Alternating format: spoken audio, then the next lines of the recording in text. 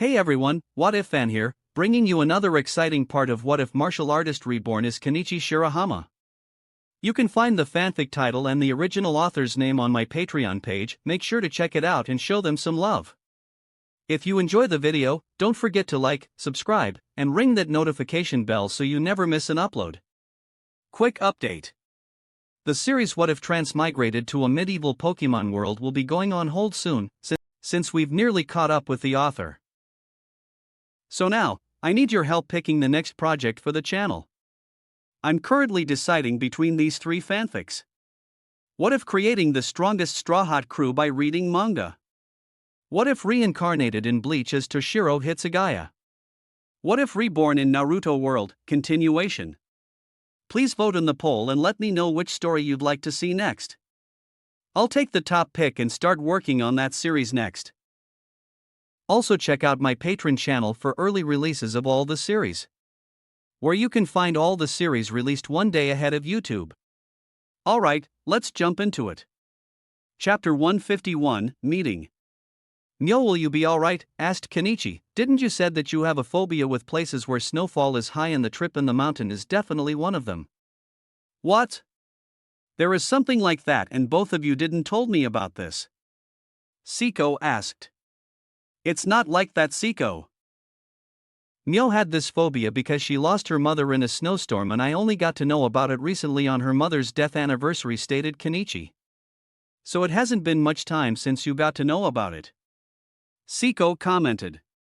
"It's true, and I wasn't thinking of hiding it from you, Seiko, it just didn't came up," said Myo.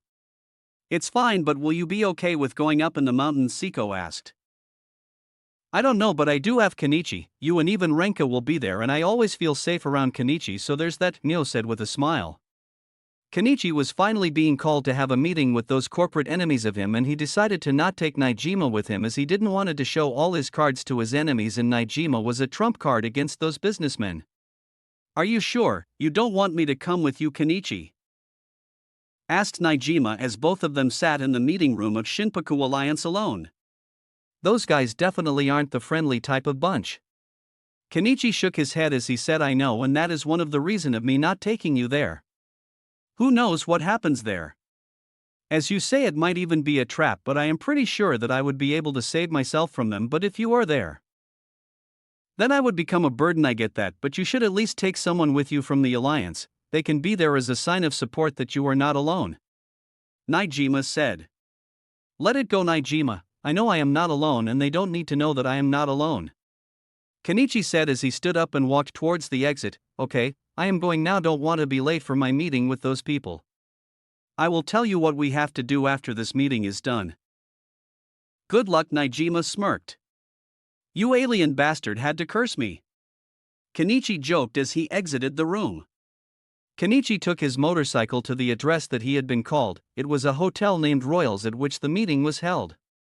Passing his keys to the valet, he entered the hotel, where he was welcomed by three amazingly beautiful concussion females. "Hello, Mr. Kenichi, my name is Lucy and I am secretary of Mr. George Smith." Lucy introduced herself in Japanese. "Welcome to Hotel Royals, Mr. Kenichi. My name is Julie and I am secretary of Mr. Mike Williams," said Julie. "Our bosses were waiting for your arrival, Mr. Kenichi." "I am Emma and am secretary of Mr. Stuart Johnson," said Emma. "Please follow us to the VIP room." "After you," said Kenichi in fluent English. In the VIP room, three middle-aged men wearing expensive suits were talking with each other, while behind them were six men in black suits, well-built, were standing and keeping an eye for any danger that may occur suddenly, clearly showing that all six of them were bodyguards of the three men sitting in the room. The door opened, and from it came the three secretaries of the three men, followed by Kenichi, who entered the room with his hands in his pockets as he analyzed everyone in the room. First he looked at the men sitting in the room, followed by the six bodyguards, after which he mumbled under his breath, 6 seconds at most. "Oh. We have been waiting for you, Mr. Kenichi Shirahama." "I am George Smith, the man who owns Smith Industries," said George, introducing himself to Kenichi, but the other two were not as enthusiastic as him. "Hello, Mr. George. I am Kenichi Shirahama, owner of Ghosh Industries," said Kenichi as he shook hands with George. The other two men's mouth twitched when Kenichi introduced himself as the owner of Ghosh Industries. After that, the other two introduced themselves, Stuart Johnson being the owner of Johnson Industries and Mike Williams being the owner of Mike Cold Steel Industries, along with that he was the one who owned the rest of the 18% of shares of Ghosh Industries. Same as Ghosh. Mike also started his company unlike Stuart and George, who were inheritors of family business, and both of them, Ghosh and Mike, had been friends early in the business who later became rivals. Ghosh also owned some shares of Mike's company, but he gave them in charity, which Mike bought for himself, becoming the sole shareholder of his company, while Ghosh's company's 18% were still in his hands. So Mr. Mike, are you here to sell me the 18% shares that you have of my company? Kenichi asked as he sat on a sofa. Mike's mouth twitched again after hearing that comment, but he didn't show much of it on his face and said, "On the contrary, I am here in hope to buy the Ghosh Industries from you." "Oh," exclaimed Kenichi dramatically and looked at the other two men and asked, "Then why are the two of you here?" "So to see that if our offer is much better than Mr. Mike's in hope to buy your company," answered Stuart. "Well, I am sorry to inform you, gentlemen, but I don't plan to sell my company at all," Kenichi said. Now there is no reason to be hasty. At least listen to what we have to offer, then you can decide." "I am sure they must be something you will like in our offer," Mike said with a smile on his face. "Yes. And if you don't like them, then we can discuss further," Stuart added. "Well, then let's listen what you have to offer." Chapter 152, Threat. "Well, then let's listen what you have to offer," Kenichi said. This attitude of these people against Kenichi has become such only after finding out that he already has a company named TSA which is doing quite good, and after better development and advertisement it would become a well-known company in Japan, proving that he is not a green kid that they thought he would be. "How about $10 billion, said Mike. "You kidding, right?" Kenichi said. "No, I am not," Mike said. Ghosh Industries, as you know, is the largest weapon manufacturer in the continents such as Asia, Europe, Africa, and Australia. And even though it isn't the largest in South America and North America, it still has enough seller for its products. "Did you thought that I did not knew about these things?" Kenichi said. "Ha ha ha ha, see, I told you Ghosh won't choose just anyone as his successor," George said. "Yeah, you were right," Stuart said.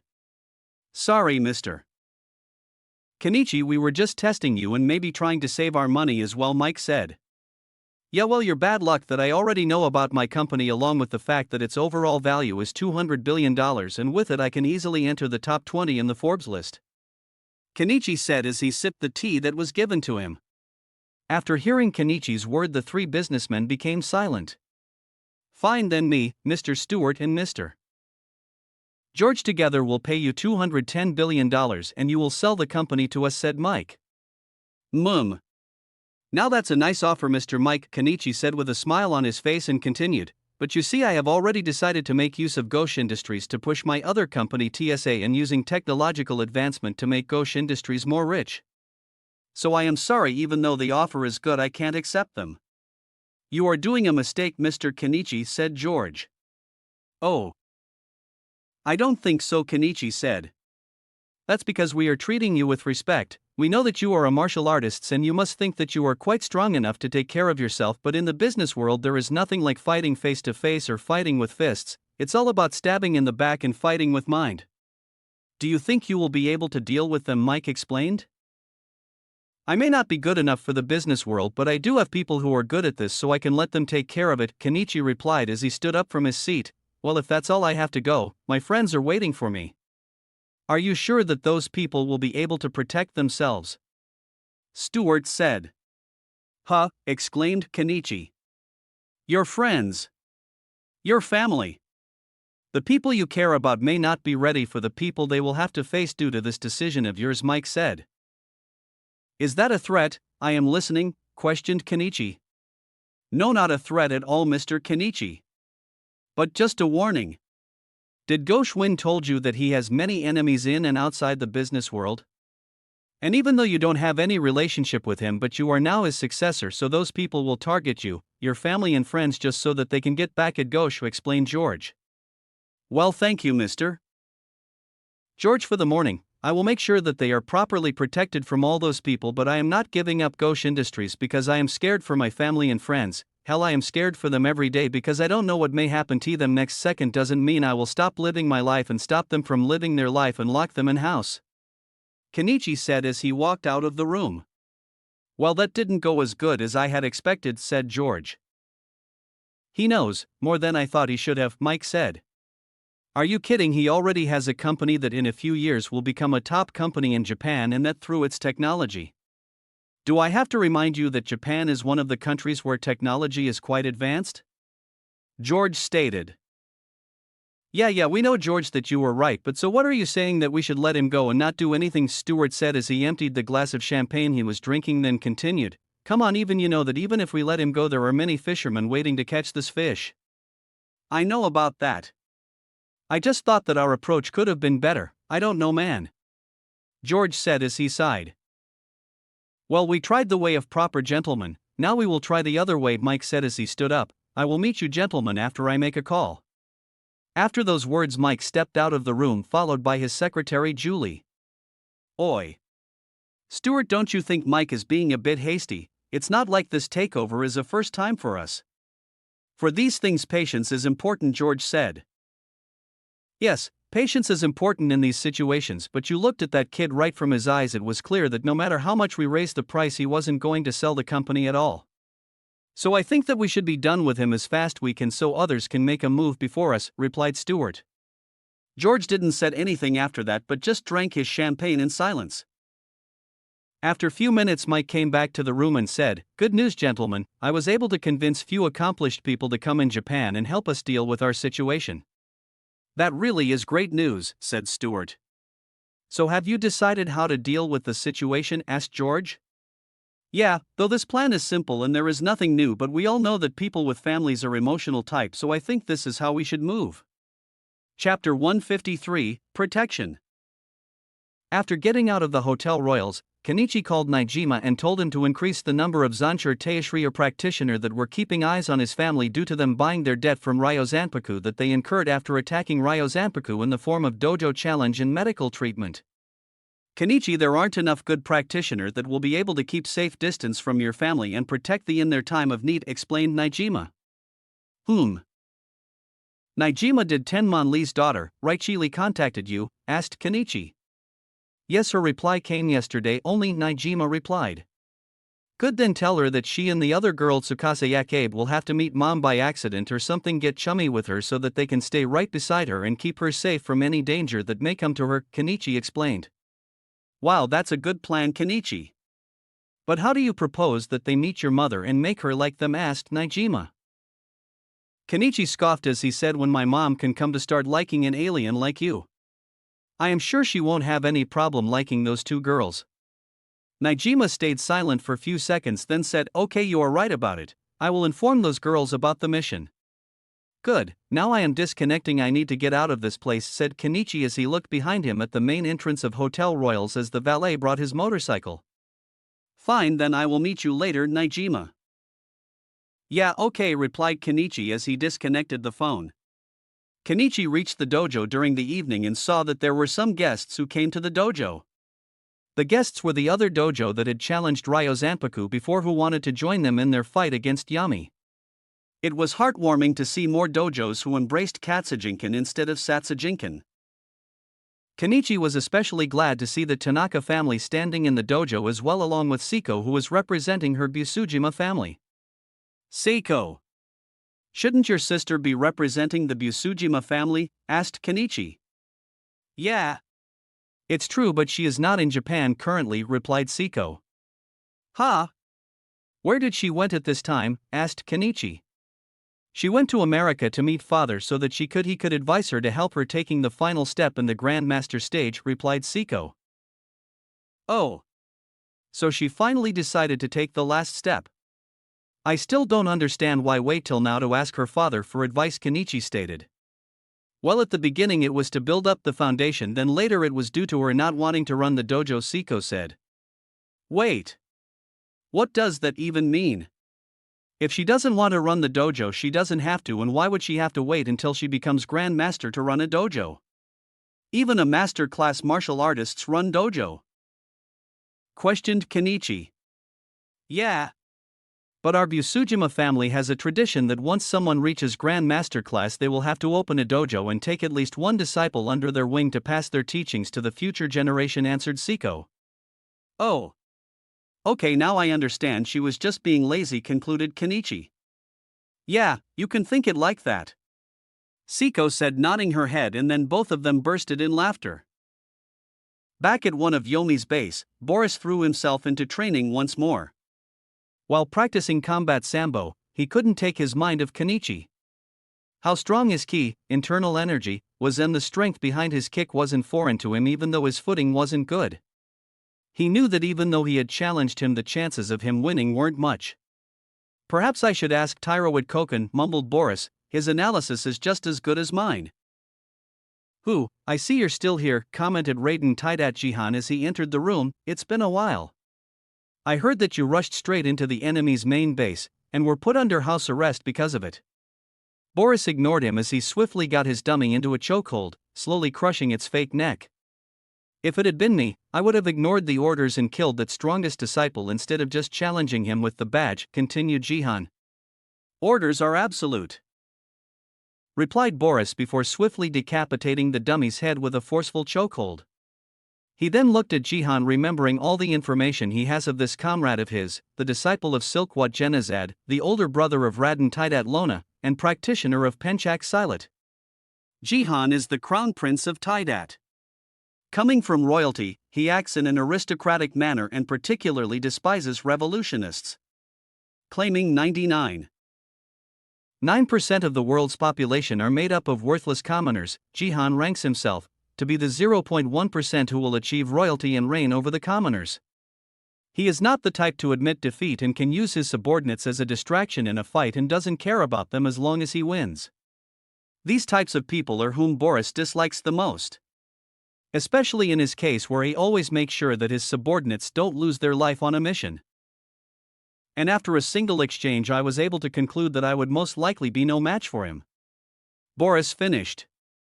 With a single exchange, questioned Jihan, have you been smoking something weird, or were you drunk that time, or now?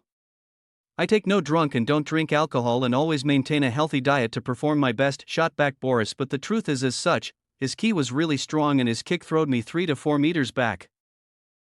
I couldn't gauge his full strength, but I can tell that he is most likely above all of us in the Yomi. Only Suparna, Satomi Kajima, Ethan Stanley, Tairawat Koken, and perhaps you yourself could possibly match him. And that's very low estimate, added Boris to himself. They would have to team up. Chapter 154, The Mighty Frying Pan. I take no drunk and don't drink alcohol and always maintain a healthy diet to perform my best, shot back Boris, but the truth is as such, his ki was really strong and his kick throwed me 3 to 4 meters back. I couldn't gauge his full strength, but I can tell that he is most likely above all of us in the Yomi. Only Suparna, Satomi Kajima, Ethan Stanley, Tairawat Koken, and perhaps you yourself could possibly match him. And that's very low estimate, added Boris to himself. They would have to team up. Jihan scoffed but made no comment about the choice of members that had been given. As much as he hated to admit, the 4 names given were the powerhouses of Yomi. They were the strongest in their group, though Jihan would have placed himself a bit higher in that group, possibly above Ethan and on par with Tairawat. I will fight him, and I will certainly win, proclaimed Jihan as he took off his hood. After all, though you are good at fighting, you are just a soldier, while I am a king. While this was happening in the Yomi-based, Naijima had devised a plan for introducing the 2 girls Raichi and Tsukasa to introduce them to Kenichi's mother. It was a classic act of thief stealing Saori's purse while she is out shopping and the 2 girls beating the thief helping Saori. Are you guys ready?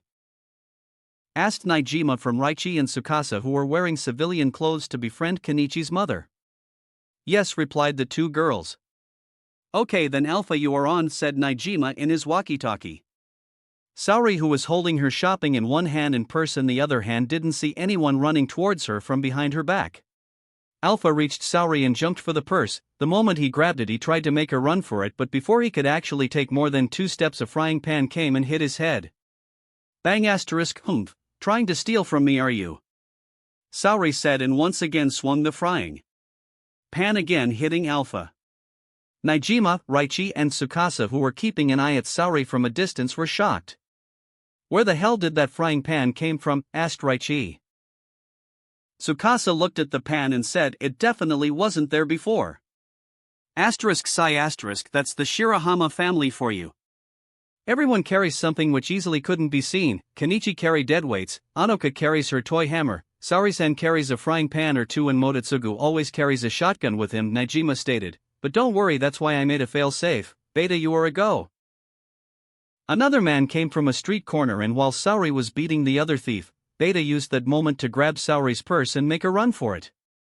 The moment her purse was grabbed, she knew that there was more than one of these thieves as the purse was yanked of her hand. She turned and throwed the frying pan, which directly landed on Beta's head, but since he was wearing a helmet given to him by Najima, he was saved from the frying pan beating. Okay, now it's your turn, said Najima to the two girls. Raichi and Tsukasa nodded their head and walked towards Saori, and Raichi asked, "Ma'am, are you okay?" I am fine, but that thief took my purse, said Saori. Don't worry, we will help you in bringing it back, said Tsukasa. After saying this, both of them ran towards the direction in which the thief ran and caught up to him in seconds. After a light beating, they took the purse and handed it back to Saori. Oh my, thank you. You girls were quite fast.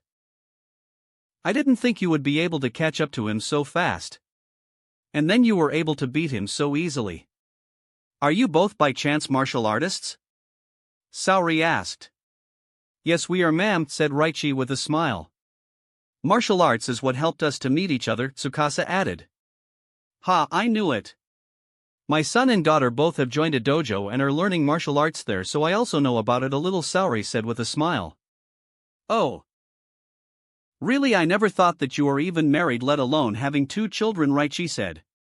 Oh. Ha ha ha, you are flattering me, but still thank you, said Saori as she giggled a little. You two must be tired from all that running and fighting. Why don't you two come with me to my house so that I can make you 2 lovely ladies some tea with snacks? Sure, why not? We haven't eaten much in the morning and it would be nice to talk with someone as welcoming as you, Tsukasa said. Oh no, my dear, I don't think that there can be someone who won't welcome you ladies in their life, let alone their house, Saori said, and started to walk and talk with the girls. Najima, who was keeping an eye on them from a distance, came out of his hiding and said, "Phew, finally it's done. Not as hard as I thought, but then as Kenichi said, if she can like me, then she can like anyone." The day of snow trip came, and while Myo was absolutely shredding the advance course in snowboarding, she wasn't the only one that was catching attention. Whoa, look at Furinagi go. Look at that air time. Habu Sujima is doing just as good. What about the transfer girl? She is doing just as good as the other two. Indeed, Siko and Renka were showing good tricks on the snowboard, especially for Renka, who was doing this for the first time. As for Kenichi, he was not bad, as he was not crashing and controlling himself with the heavy weights he was carrying on himself. Why are you even wearing those restraints now? Do you really think that everyone you fight, if stronger than you, will let you remove those restraints while he waits for you? Asked Najima. It's true, Najima, but I am just this close to getting the perfect pink muscles, after which I will remove these restraints and put all that weight into my anklets, I promise, Kenichi said. Did you even heard what I said? Najima said. I heard you, but do you have any other way to increase my strength than this? Then tell me, I am all ears. Chapter 155, Letter. Did you even heard what I said? Najima said. I heard you, but do you have any other way to increase my strength than this? Then tell me, I am all ears, retorted Kenichi. As they were talking, both of them heard their teachers commenting about how some rich important foreigners that had rented half of the mountain. So he did come, Kenichi muttered. Ha! Did you said something, Kenichi? Najima asked. No, nothing. Say, whom do you think these foreigners are? Kenichi asked. If you are thinking about those foreigners being your business friends, then don't worry, they are not. From what I gathered, the employees were talking about a rich foreign person with dark skin, and there was the mention of Taidat. So yes, it's most likely someone from there. Najima replied. Kenichi nodded his head as he remembered reading the first meeting Jihan and Kenichi had in the story. Well, let's enjoy ourselves, as the times will become troublesome in the future, Kenichi said. Should you even be here? Asked Natsu as he slid to a stop next to them, with Yami and Yomi's open declaration of war. Why are you so carelessly taking part on this ski trip? Relax, we got this, smiled Kenichi. My masters didn't had any problems with me coming here as they promised to have at least one to look out while I am here, and I have 2 masters who came, so there won't be any problem. Nyo giggled as she looked in the direction where the 2 resident Grand Masters of Ryozanpaku were. Back at Ryozanpaku. Weren't you supposed to go with them? Shouted Sakaki. No, I said I would definitely go if they were headed to the hot springs. Fired back Kinsei, defending himself. Well, it's alright, as both Shigeru and Apachai left during the night towards the mountain to look after Mio and Kenichi. Elder said. Elder, do you think that they would be looking after Kenichi and Mio, or instead Kenichi and Mio looking after them? Asked Sakaki. Don't worry, even if they become childish sometimes they won't let anyone to harm Kenichi, Mio, and their friends, Akisame stated. They are the type who don't forget to enjoy from time to time. Shigeru and Apachai were snowboarding on their handmade snowboards and were enjoying it, and that too when Apachai would come crashing down when he tries to stop. Shigeru was even better in snowboarding than Mio and the others only after few times, and though Apachai wasn't great at stopping, he himself had some skills to show off. It's good that they are enjoying themselves, said Kenichi. Yes, though Apachai was always cheery and hyperactive, I have never seen Shigeru smiling like this before, Mio stated. Well, of course you haven't, it was me who brought that smile on her face, said Kenichi with a smirk on his face. Well, that even I won't refute, as you are the type who loves to solve problem of others, said Siko as she grabbed Kenichi's hand tightly. While they were talking, a small foreign girl named Sham was analyzing the situation before her. Her initial plan was to feign innocence before tricking Kenichi off a cliff. Her allies would distract Kenichi's friends so they wouldn't notice her. However, there were far more people that were stubbornly sticking around him. Not only that, but each one of them were martial artists, which raised the difficulty. Except for the weird pointy-ear person, he was just weird. Fall back, muttered Sham to her allies. Situation has proven difficult to use Plan A, tell His Majesty that Plan B may be required. Acknowledged, nodded her allies. Weird, Kenichi muttered as night fell upon them. Where is my promised ambush? Ha! Ambush. What ambush are you talking about? Asked Naijima. Oh, nothing, I was saying that this would be the perfect place for Yomi to ambush me. Kenichi said. Would you stop cursing our luck? There is no way I want anything to do when we are in a snow mountain. You know how dangerous it can be. Naijima said. Kenichi, Naijima, and Natsu were all sharing the same room while Mo, Renka, and Siko had their own. However, Natsu was currently at the gift shopping looking to buy a small souvenir for Keed. Excuse me, but someone left this letter for you, said one of the staff, presenting a letter for Kenichi. Thank you, thanked Kenichi as he took the letter from the staff. Wow, this is the 3rd letter that you have got, Kenichi, but sadly till now none of them were from women. Naijima crackled. Kenichi smiled at that as well, glancing at the letter to see elegant handwriting addressed to him. Taking a deep breath, he opened the letter. Dear peasant. You are hereby invited to come to my manor. Be grateful, as I do not allow just anyone to enter my manor. Participation is mandatory, otherwise, it would look like that you look down on me, which can't happen, even more so when my subjects are around me, hence come or your classmates will suffer the consequences. I will graciously allow you to have other people with you just so that you won't feel unsafe.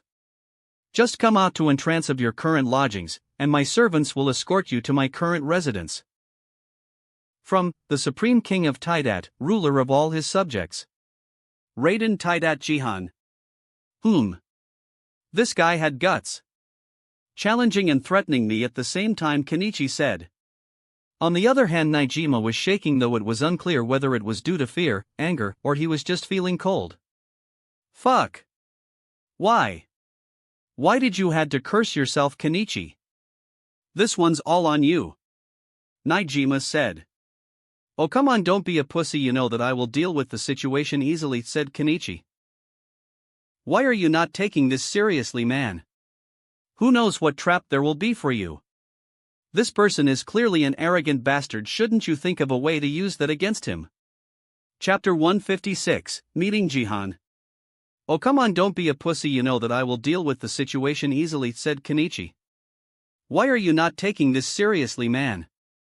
Who knows what trap there will be for you? This person is clearly an arrogant bastard. Shouldn't you think of a way to use that against him? Naijima argued.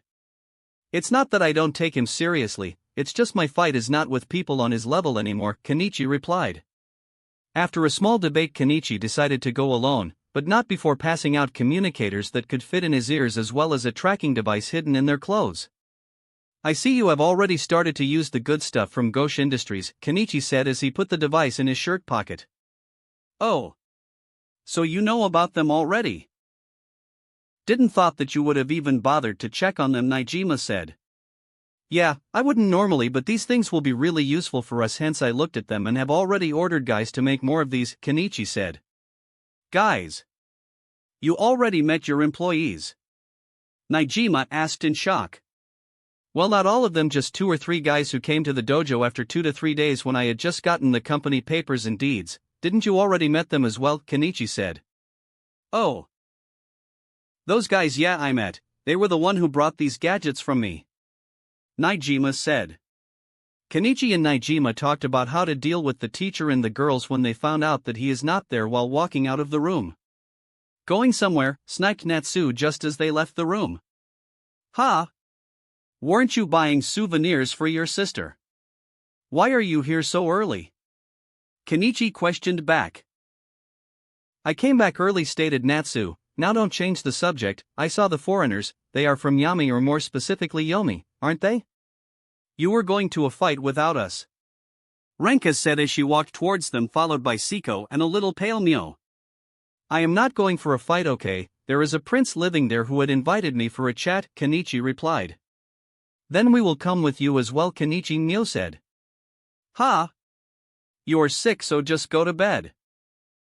There is a storm out there and I am not letting you come with me in this condition, Kenichi stated as he placed his hand on her forehead, which slithered down on her shoulder. No, I will come with you. No, argued. Yeah, I knew you would say something like that, Kenichi said as his hand that was on Mio's shoulder pressed his fingers near her neck and she became unconscious. Before she could fall, Kenichi grabbed her and passed her to Siko, who was silent till now and was just staring at him. Sigh. I promise I will come back before the night is over, Siko, you just take care of her please, Kenichi said. Good, I will hold on to that promise, Siko said to Kenichi. Let's go, Renka, we will take care of Mio and Kenichi can deal with the prince, he will be fine without us. Fine, Renka said as she helped Siko to take Mio to her room. After the girls left the room, Natsu said, I want to ask one this from you. How do you expect to go out with teachers watching the lounges? Especially when they are going to do a roll call later on this evening? URG groaned Kenichi as even after brainstorming neither he nor Naijima could find a way to deal with that situation, but looking at Natsu he had a good idea. Kenichi smiled and motioned Natsu and Naijima to follow him. When they reached the lounge, Kenichi went to their homeroom teacher, and brief discussion, came back to them with a note. There, said Kenichi, flipping a note over to Kenichi, I told the teacher that a respectable foreigner with ties to the business world wanted to have a discussion with us about our company TSA. So the teacher already excused us from the evening roll call on the condition that we be back before noon tomorrow. What? No, I am not going, insisted Naijima. If I go, I am just a target to pick on. Plus I can render assistance from the outside if needed. Natsu scoffed and called Naijima a coward, to which Naijima replied, Hey, I would rather be a coward than be dead. Okay, guys, I am going, Kenichi said as he walked out of the door. As soon as he walked out of the door he was surrounded by several Indonesian natives. Our prince demands your presence, stated one of the foreigners. Instantly, Kenichi was on a sled being pulled by a snowmobile, followed by several others surrounding him. They traveled to the reserved area of the mountain and pulled up to a hotel manor with red carpet and pedals waiting for them. Man, this guy has too much money to waste, Kenichi muttered as he looked at all of the things he wasted his money on.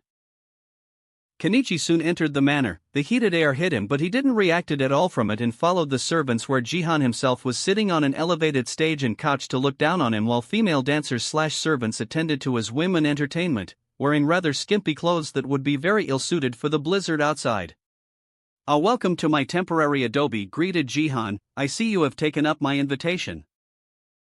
Yes, I did, as it wasn't like I was going to lose anything from meeting a prince now as I came. Kenichi's reply. Please make yourselves comfortable here, continued Jihan. I bought a bit of my kingdom's paradise here.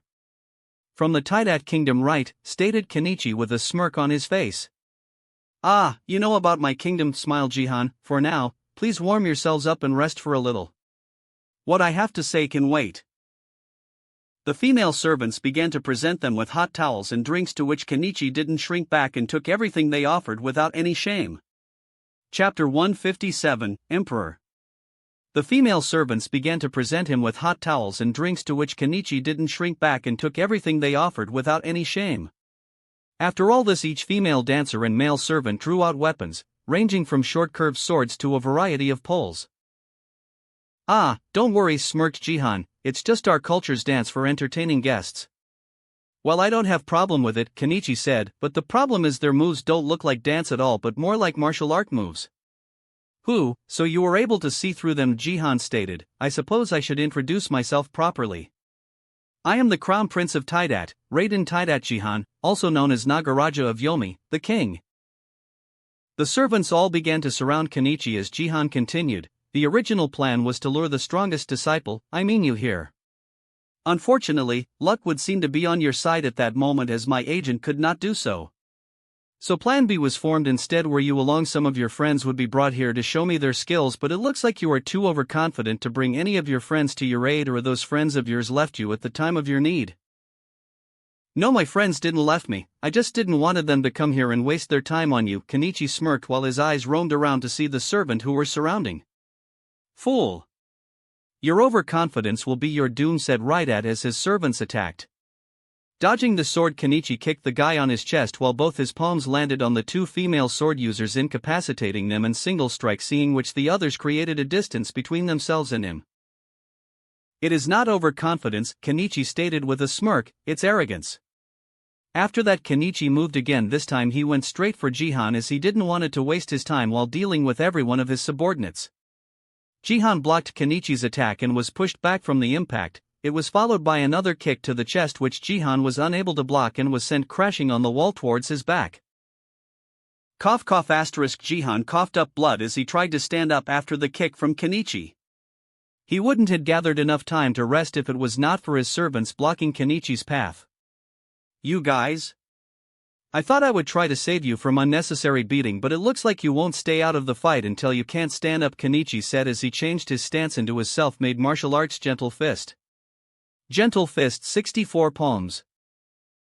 Every one of Jihan's servants took 3 to 4 of his palms, and that was all it took for them to be unable to stand up anymore. Along with the pain from the attack, the body part where the attack landed became paralyzed due to Kenichi covering his palm with his ki. After taking down Kenichi, walked towards Jihan, who had stood up from the ground. Now that there is no one to interrupt us, let's show each other the teachings of our masters, shall we? Looks like Boris wasn't wrong, stated Jihan before getting into fighting into position, but you will become prey to my fist. I, Crown Prince of Taidat and Nagaraja of Yomi, shall be your op dash. Jihan didn't get to finish as his instincts screamed at him to move. Jihan jumped back just as Kenichi missed a kick from above his head to the ground, crushing the floor where he once stood. Yet Jihan couldn't take advantage of this as Kenichi dashed forward, tackling him in the stomach. Bastard, coughed out Jihan as he tried to scratch Kenichi's eyes out with his fingers, only for Kenichi to slap away the offending hand and landing a punch to his stomach. Jihan felt blood rushing out from his mouth, but he stopped it in his throat, drinking it back, but didn't register the fact that Kenichi had grabbed his arm and performed a perfect overhead throw, hurling him right near his servants who were still lying on the ground. Kenichi jumped in the air intending to stomp, finishing their fight, but just as his kick was going to crush Jihan, 2 of his nearest servants came and covered him with their body. Boom asterisk crack. The moment his leg landed on the body of the servants, there was crisp noise on bone breaking, and the 2 servants coughed up blood in large amount. Jihan, who was below the servant, coughed up blood as well, as even though they had softened the blow, Jihan had forced back his blood earlier, and after 2 more blows he couldn't do that anymore. Kenichi grabbed the 2 servants who covered Jihan's body above from him and laying them down on the ground to check on them using whatever knowledge he had gathered from reading Master Akasame and Master Kensei's books and mainly his ki. But Kenichi forgot about Jihan, who still hadn't admitted defeat, and as Kenichi was checking on his 2 servants, he came behind Kenichi and attacked him when he was distracted. Kenichi's senses screamed, which he had honed while learning under his master, more specifically Apachai and Elder Hayato, causing him to roll on the ground towards his left, dodging from the attack of Jihan, which could have caused a severe injury if not death. You fucking bastard! Don't you care about martial arts honor or about your servants? They just used their body to protect you, Kenichi shouted. There is nothing as honor while fighting to death, and it doesn't matter about my servants as it's their honor to serve me, their king. Why do you care about them actually? Oh, 'cause they are the same class as you. Jihan stated. You. King. And me servant. Ha ha ha ha, if you are a king then I am a fucking emperor. Chapter 158, Silkwat Genazad. You. King. And me servant. Ha ha ha ha, if you are a king then I am a fucking emperor. Shouted Kenichi as a blast of ki was released from his body, freezing Jihan at his place for few seconds, which were enough for Kenichi to move and punch Jihan on his face. Kenichi's punch broke the nose of Jihan as he flew 3 to 4 feet back, then fell on the ground. The punch had enough strength to stop Jihan to have any control over his body, as his brain was still processing the pain from the punch. After punching Jihan, Kenichi regained back his composure and controlled his ki back inside him, then started walking towards the exit as he was not in the mood of fighting with Jihan anymore. Where are you going? Asked Jihan as he slowly but steadily tried to stood up. I am going back as I don't want to see your disgusting face anymore, Kenichi spoke without stopping or looking back. The fight isn't finished, shouted Jihan. It finished the moment I punched you in the face, came Kenichi's reply as he pushed the door open and walked out of the room. Bastard, said Jihan, gritting his teeth. Ah. I should have taken the key for one of their snowmobiles, Kenichi said as he looked at the snowstorm from inside the hotel and stood there for long 10 minutes. Now I made such a cool exit I can't go back and ask for that now, can I? Kenichi mumbled as he exited the hotel. Maybe someone may have left their key for the snowmobile. While Kenichi was cursing his stupidity for not robbing the key of the snowmobile, Jihan and his servants had started to recover inside as well. Master, what do you want us to do? Asked one of his male servant. That bastard Kenichi Shirahama. How dare he look down on me and not finishing our fight? For this mistake of his, those who came to this mountain with him will suffer, Jihan said. So we should make a move against the teachers and students who came with him? Asked the female servant.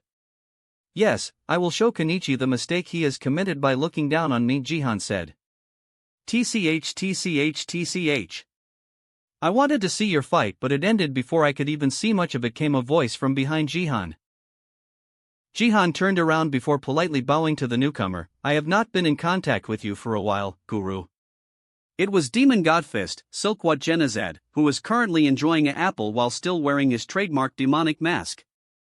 Yes, you haven't, and you became dull cause of it since you lost your fight quite easily, said Genazad. I haven't lost, Guru, it was Kenichi who didn't completed the fight till the end, argued back Jihan. He is a Katsujinkan, so incapacitating you is the end of the fight for him, which he did after that punch, Genazad said, and my disciple can't be such weak disciple like you. So you have to die. You can't kill me. I am the Crown Prince of Tidat, said Jihan as horror down on his face. He. So what if you are the Crown Prince? I am the Demon God. If you die, then there would be civil war in the country, which would mean I could kill again. Genazad stated. Though Jihan was reasonably talented, Genazad didn't care and had always secretly boasted he could raise another disciple just as well as his current one within a short time span. Genazad moved and backhanded Jihan as he crashed wall and losing his consciousness. Master shouted his servants and some ran towards him while some stood in front of Genazad to protect him, even though they knew that they could be amount to nothing. Ha ha ha ha. Good, I won't kill any of you until so come at me as many times as you can, Genazad said while laughing. The servants who went towards Jihan grabbed him and ran out of the room as they had already thought of taking Jihan to a crowded place to save him from Genazad. Kenichi had checked all of the snowmobiles, but none of them had keys on them. Ah. Fuck, I will just go and ask for a key, said Kenichi as he started walking towards the entrance of the hotel, but saw some of Jihan's servants were running in his direction while one of them was carrying an unconscious Jihan on his shoulders. Now what the fuck happened? Kenichi mumbled. The servant stopped in front of him and the one carrying Jihan asked Kenichi Shirahama. Please help us.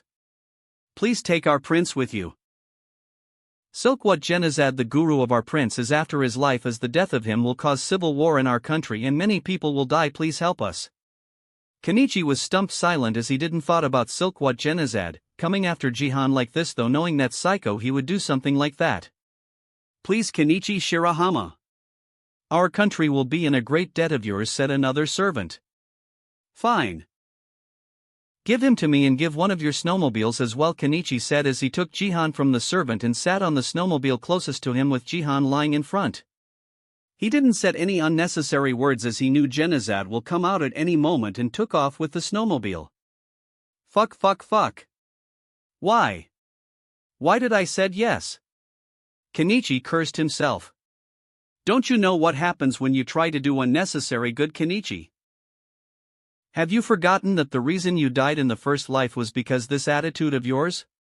If not for you trying to save that girl and trying to become a hero, do you think you would have died in the first place?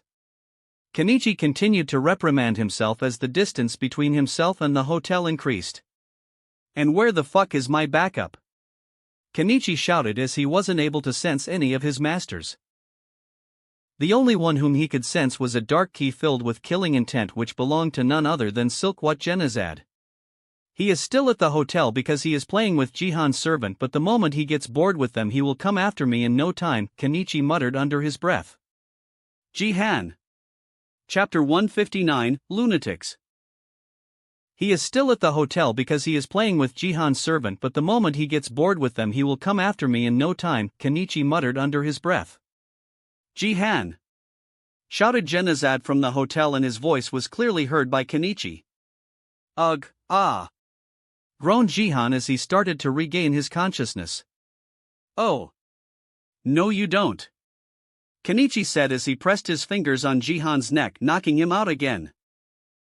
Kenichi didn't know if Genizad was coming towards his direction even if he could sense his ki, internal energy, as right now his ki filled with killing intent was flowing all around the mountain. Kenichi, I am here, came a voice right beside Kenichi's ear, scaring the hell out of Kenichi as he almost took the snowmobile towards the cliff. F***CK. You scared the hell out of me, Kenichi said when he looked at the person who spoke and found out that it was none other than Apachai. But Apachai didn't do anything. Apachai said. You. Forget it, it was my mistake to become too focused on Genizad that I didn't sense you, Kenichi said. Shigeru no wants you to come back right now. Apachai said. Do you think I am taking a walk here in this snowstorm? I have to save this prick prince's life from his master, otherwise there would be a civil war in his country which will take countless innocent people's life. Kenichi explained the situation to Apachai. After listening to Kenichi, Apachai said, we will take him back to Ryozanpaku. Kenichi wanted to say something on that subject, but before he could, both him and Apachai felt the massive killing intent towards them. Apachai grabbed the two boys and jumped away from their right, after which Genizad was standing there with a crushed snowmobile not far from him. TCH, this isn't your fight, Ryozanpaku, so don't get between a master and his disciple, Genizad said. What type of master kills his own disciple? Kenichi asked. The master who was disappointed by his disciple, Genizad said as he released his killing intent in full scale. This killing intent of his brought back the unconscious Jihan, and when he understood what was happening around him, he didn't move and waited for a chance to strike. Kenichi, take the kid and stay behind Apachai. Apachai said as he stood in his Muay Thai stance. Apachai will protect Kenichi. Kenichi nodded his head and went towards Jihan to drag him behind Apachai, but just as he grabbed onto his collar, Jihan moved and his hand went straight for Kenichi's kidney. Kenichi wasn't expecting this, so he didn't had much time to move, hence he just shifted his body a little. Rip * came the noise as Kenichi's shirt was torn open. There would have been blood as well if not for the weight plate being in the position where the attack landed. Son of bitch! Cursed Kenichi as he looked at the area from where the shirt was torn open. Luckily he moved at the right time and used the weight plate to protect himself from Jihan's attack. Kenichi! Are you okay? Asked Apachai.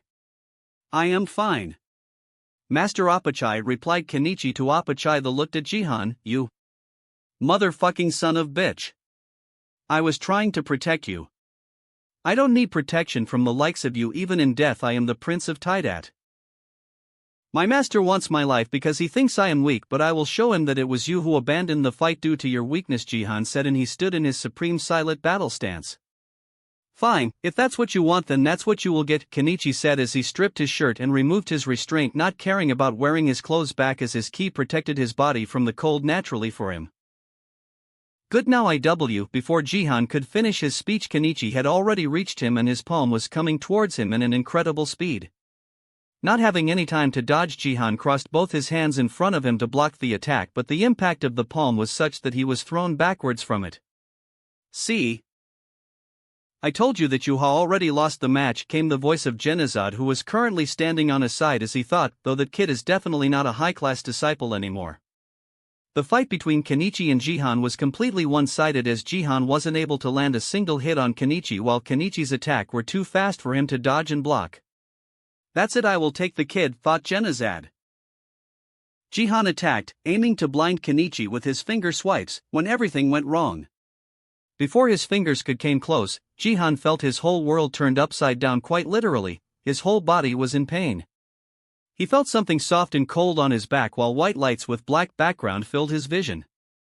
Jihan took a second to realize that he was flat on his back on the snow while he was looking at the night sky.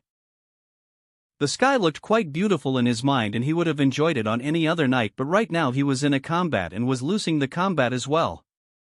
Jihan quickly flipped away, thinking that a follow-up attack would be coming, but nothing happened, and when he looked at Kenichi and he saw something shocking. His master Silkwad Genizad had both his hands blocked, which were by the 2-meter giant Apachai, who was one of Kenichi's master apparently, when his master's hands were not far from reaching Kenichi's head, who himself was using both his hands folding around his ears to protect himself from the attack of Genizad. At that moment Jihan understood the clear difference between him and Kenichi, as he wasn't even able to understood what happened while Kenichi had reacted in the best possible was he could. What the hell happened? Chapter 160, Coming Back. At that moment Jihan understood the clear difference between him and Kenichi, as he wasn't even able to understood what happened while Kenichi had reacted in the best possible was he could. What the hell happened? Mumbled Jihan. Jihan shook his head, trying to figure out what had just happened. To the others' point of view, though, they saw what happened. Jihan's swipe to Kenichi's eyes had been blocked by a left forearm guard before it reached its destination. In that same breath, Kenichi had punched Jihan in the face with his right fist. Before Jihan could flinch, though, Kenichi swiftly changed stances, using the left arm, not allowing Jihan fall back yet. He quickly clinched Jihan's head, forcing him still before kneeing him twice in the stomach. Then, he swiftly turned the clinch into a takedown throw, hurling Jihan into the snowy floor. Kenichi then raised his leg, ready to stomp Jihan on the head and knock him out before Jihan managed to snap back to reality. But before Kenichi could stomp, he felt chill down his spine, and without any other thought he folded his hands near his ears to block any attack that was coming for him while ducking down so as to dodging it if possible. Genizad had moved the moment Jihan was thrown to the ground and struck suddenly. Bushinha Shigeki, Amnesia Fist. Genizad brought both his fists towards Kenichi's head, intent on forcing amnesia upon Kenichi. Though he was shocked when he saw Kenichi covering his head with both his hands. This reaction of his had further made Genizad interested in him after he felt Kenichi's ki. Then he noticed that his fists had certainly impacted on something, but it definitely didn't feel like it had hit someone's head. A second later, Genizad had jumped back as a kick almost took off his head. Instead, the kick nicked his mask, shattering a good portion of the mask. Masters, don't interfere in disciples' fight. Apachai growled. He isn't at the level of disciple anymore, Genizad retorted. Understanding that his master interfered in his fight, Jihan asked, "Why are you interfering in my fight, Guru? You have already lost the fight and your life will be lost now as well," Genizad said as he took a deep breath. An earth-shattering roar came out of his mouth. Seconds later, the snow began to tumble, forming an avalanche that was heading towards them. Genizad wanted to make a move for Kenichi but knew that even if his master Apachai couldn't beat him, he could definitely outrun him, and so instead of wasting time on him he decided to end his disciple's life by burying him in the snow. Apachai grabbed Kenichi and placed him on his shoulders. He wanted to Jihan as well but couldn't take the risk of endangering Kenichi's life even if he had the chance of taking him with someone like Genizad being there, which he clearly didn't as the head glared from Jihan told him everything. Still he stood there until Genizad escaped first, after which Kenichi asked as he reached out his hand even though he knew the answer and what will happen next he didn't wanted to take the risk. Are you keep going to be an ass and not take my hand, not caring about your country that would go into civil war? Jihan looked at Kenichi and actually raised his hand towards him but slapped it without a second thought. I will use dirty plans. I will betray others, and keep scheming until I have no strategies left. But I will never allow myself to accept help from enemies, stated Jihan as he stared at the incoming avalanche. Apachai then quickly jumped away knowing that Jihan would never accept help. Jihan gave one last statement. Because I am a king. The avalanche washed over Jihan as Apachai quickly ran away from the avalanche, actually successfully outrunning it. Kenichi didn't spoke the whole time while he was traveling with Apachai to back to their hotel until Apachai broke the ice. Apachai sat as well. Apachai couldn't protect the kid, Apachai said. It's alright, Apachai. Knowing him, even if you tried to help him, he would have most probably not take your help, Kenichi replied. I am rather worried about his master. That psycho doesn't care about the difference between master and disciple and would go to any length as long as he get to kill. Apachai will protect Kenichi. Apachai said with resolution. Ha, that's good to hear. Now let's go. Everyone must be waiting for us, Kenichi said, after which Apachai increased his speed and they reached their hotel in 5 minutes. After reaching the hotel, Apachai went to his room and Kenichi went towards the girls' room as he wanted to tell them that he had safely returned. I am back, Kenichi said, entering the girls' room without knocking. Which he was glad about, as when he entered the room he saw that Mule was stripped naked as the girls were cleaning her body, and Kenichi got to see those two big rabbits clearly. Kenichi! Renka said, what are you doing? Get out! But before Kenichi could say anything, Mule interrupted, no. Kenichi, stay with me please. Of course, Mule, Kenichi said as he went towards Mule's bed and grabbed hold of her hand while his other hand gently caressed her head. I am sorry for not taking you with me and knocking you out, but I couldn't do that to you and myself, please understand, Kenichi said. No, I am sorry for troubling you, Mule said. After I talked to her she calmed down, so you don't have to worry about her, Siko stated. Oh, thank you, Siko. I knew I could trust you, Kenichi said as moved his hand from Mo's head to tightly clasp Siko's hand. By the way, where is Shigeru? Apachai said that she was with you. She went out to make a herbal medicine for Mio, saying that it would help her in getting good amount of rest, Renka said. Kenichi nodded his head as he said, it will be good if Mio rests for the night, as her fever is more psychological than physiological. There isn't much that we can do other than being here with him, while his eyes roamed around Mio's body. Smack asterisk, don't stare. That wraps up this part of What If Martial Artist Reborn is Kenichi Shirahama. Thanks so much for listening. As always, new parts drop every 4 days, so be sure to stay tuned. Quick reminder. The series What If Transmigrated to a Medieval Pokémon World will be going on hold soon, since we've nearly caught up with the author. So now, I need your help picking the next project for the channel. I'm currently deciding between these 3 fanfics. What if creating the strongest Strawhat crew by reading manga? What if Reincarnated in Bleach as Toshiro Hitsugaya? What if Reborn in Naruto World, continuation? Please vote in the poll and let me know which story you'd like to see next. I'll take the top pick and start working on that series next. Also check out my Patreon channel for early releases of all the series, where you can find all the series released 1 day ahead of YouTube. If you enjoyed the video, don't forget to like, subscribe, share it with your friends, and please consider supporting the original author as well. See you in the next one.